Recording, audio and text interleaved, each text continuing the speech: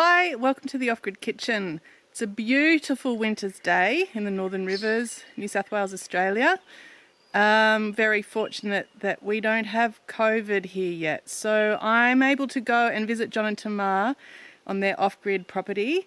And they've been married for a really long time, but when they were first a couple, they used to work up in the Kimberley as camp cooks on big properties. So we're in for a treat today. We're having a camp oven cook-up. Let's go and hear John's story.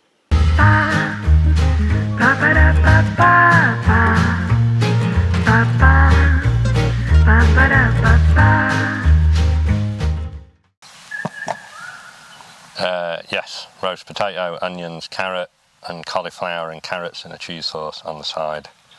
Yes. And we've got 3 camp ovens. Yes, one for the chicken and maybe some veggies, probably not by the size of it.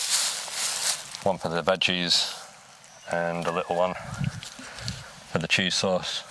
We've got a stack of trees behind me that got pulled down that were slowly burning through. And all wood is different, and all wood has a different temperature when it burns and creates coals in to different degrees, and the coals are what we need to cook the food in the camp oven. And so roasts are a good way of testing wood because it's hard to get a roast wrong when you're cooking on wood in a camp oven. And so this is new wood that you haven't actually really tested before? Well, I haven't tested it cooking in a camp oven. Yeah. I mean, we've been burning it in the house all winter, and I know it's hot, but I haven't really been monitoring how many coals we get from it because we just chuck more wood in the fire when we need it.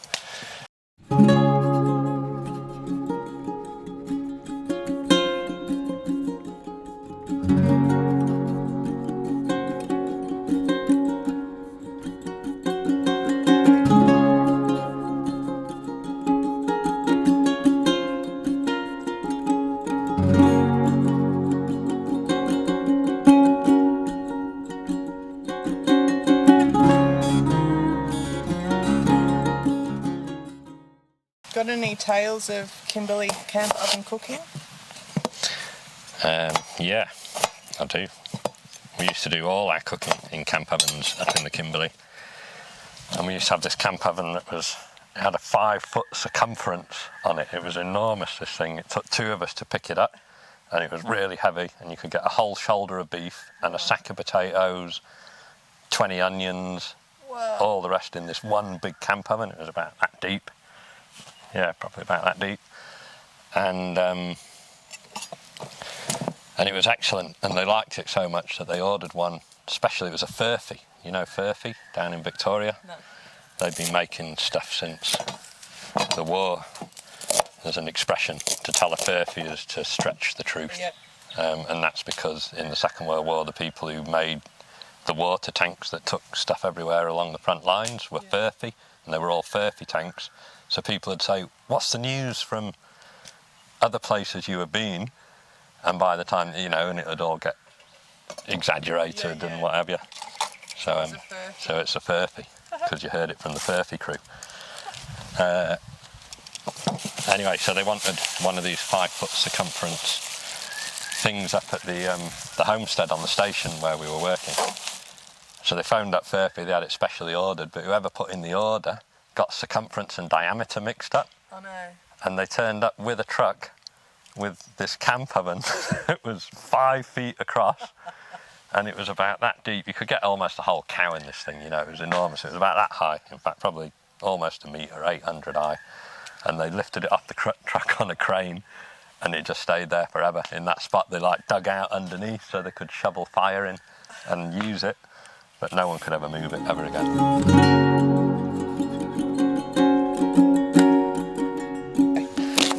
So I cut the onion nice and thick because I'm going to use it as a trivet in the bottom of the camp oven here to sit the chicken on. And I do that because I want to keep the chicken off the base, because this is going to be sitting on a bed of hot coals, this camp oven, and I don't want my chicken to burn, whereas I don't mind if the onion burns. Hopefully it won't, but if there is a bit too much heat at any point, then it doesn't matter if the onion burns, because it'll only be on the bottom and the top will still be good. there's going to be liquid in here too. So I sit the chicken on top, and this is a good trick whether you're doing it in an oven or a camp oven, but cook your chicken upside down for the first hour, and that lets all the juices stay in the breast. Yep. And then you just turn it over for the last kind of 20 minutes of cooking. It'll probably be about the last 40 minutes for us, because of the way we're cooking this, just to brown it.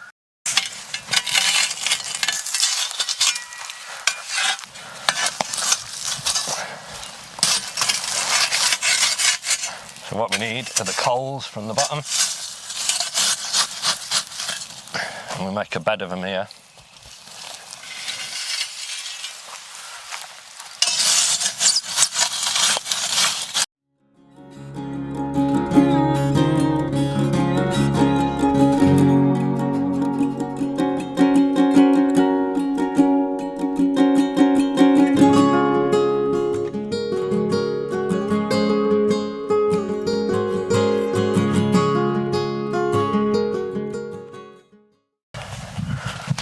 You want to sit the ovens on here, so that gives you the heat from the bottom, will heat up the pan.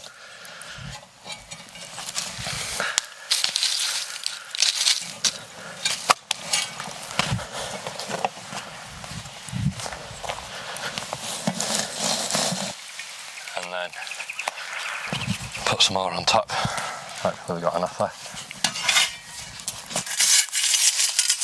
So good, because I have no idea how to really properly cook in a camp oven, and I probably would have sat it on the fire. On the fire. Yeah, rather than doing a separate bed. You can do it, and like lots of people cook by hanging, you know, poles over the fire and hanging stuff off it, but you get hot spots. So you get bits of the camp oven that are hotter than others. So one side of your chicken burns and the other doesn't cook properly. Which is why I'm doing it away from the fire over here. And so you need to keep topping up the coals? Yeah, I possibly should have started with more wood here anyway. So what we're going to do is put this on, and these are really, I've only got enough here to get it all started. So as soon as I finish pulling every last coal I can find out of this fire, we'll pile it up again, get it burning, and in about half an hour we'll swap them over, put some more coals on.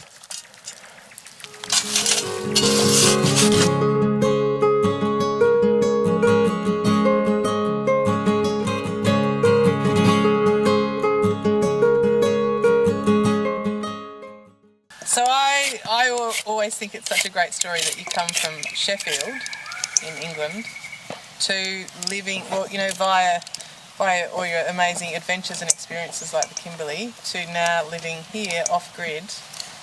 I guess the Kimberley kind of seasoned you a bit, but how does it feel? Like, it's such a big lifestyle change from what you grew up. Living off-grid? Yeah. I love it. I love it. Yeah. I was 18 when I came here to Australia from Sheffield, and one of the first properties I saw that belonged to somebody, you know, that I got invited to a rural property, wasn't too far from here. It was maybe near Drake, I've forgotten, but it was in the Northern Rivers region anyway. And I went to this house and they had bananas growing and just all this stuff, you know, just the house that he'd built himself, and bananas and veggie gardens and chickens. And I think that a switch went in my head right there and then, and I knew that's what I wanted from that moment. I might tell people I live off-grid as part of a descriptive of where I live, but it's what we're going for is self-reliance and self-sustainability as much as you can. You can't be... Self-sufficiency used to be the word. Yeah. And so I think a lot of people conflate off-grid with self-sufficiency, but, you know, you could have a 10 kilowatt system on your house and all the mod cons and still just be consuming as many resources as someone who's connected to the grid. And living very Simply. Or you can have someone living very simply, but people can still live a complicated life and be off-grid. Yeah. They can still live a high-consumption life and be do all their shopping at Target and Woolies and not change a thing except for the fact that they've now got solar panels and batteries. Yeah. So that's why I find the phrase off-grid pretty misleading. It doesn't tell you anything about the person's lifestyle. Yeah. So our lifestyle here, we're going for, the aim is self-reliance, where we can produce the majority of our own food, where we can just reduce our consumption on outside resources as much as possible, and we're not there yet. Yeah. It's going to be an ongoing thing. It's very difficult to be self-reliant in this kind of world. But still, we managed to grow a bit of food, and we've got the chickens, and we've got the banana tree, and we can cook in a camp oven.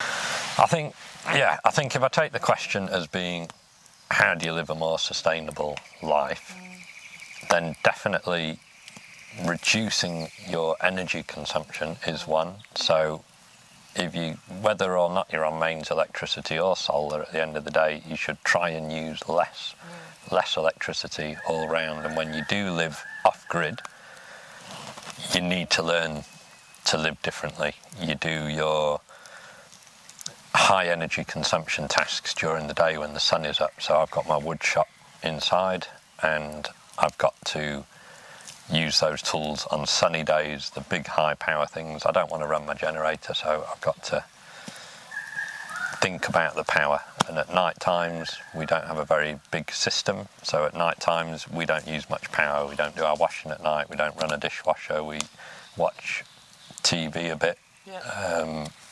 And that's probably our biggest drawer at night time. But I can't do woodwork and I can't do things like that. So I guess my first tip would be lower your expectations as to what you think you can do when you're off-grid, unless you're prepared to spend bucket loads of money on an enormous system. Yeah. But for those of us that, a 15 grand system doesn't give you the capacity to run all of these mud cons, dishwashers and dryers and all the rest of it. In fact, probably all my tips are lower your expectations. You won't get as much power. You won't be eating out of your garden within the first 5 years, or maybe 10, or maybe 20. It depends how hard you can go. But we all come out to a rural block and we want to live here. And we've got these great pictures of ourselves wandering through the meadow with our goats following us, munching on carrot that I've just pulled out of the ground. And it's not like that. It's a lot of hard work. Yeah. Be prepared to work hard and be mentally rewarded for that, because it feels great when you do pull a carrot out of the ground and eat it, or you do collect your own eggs, or you just cook on wood and you do things that connect you more back to nature. You feel great for it. I reckon that's universal, even though I know people that'll never come out of their house in the city and they'd find this quite terrifying. I think they'd still enjoy it. I think you need to lower your expectations and I think you need to learn an instrument, and you need to take deep breaths, and you need to just slow down and not try and do it all so fast. Learning an instrument is a good one. If you can play music, you'll have a good time.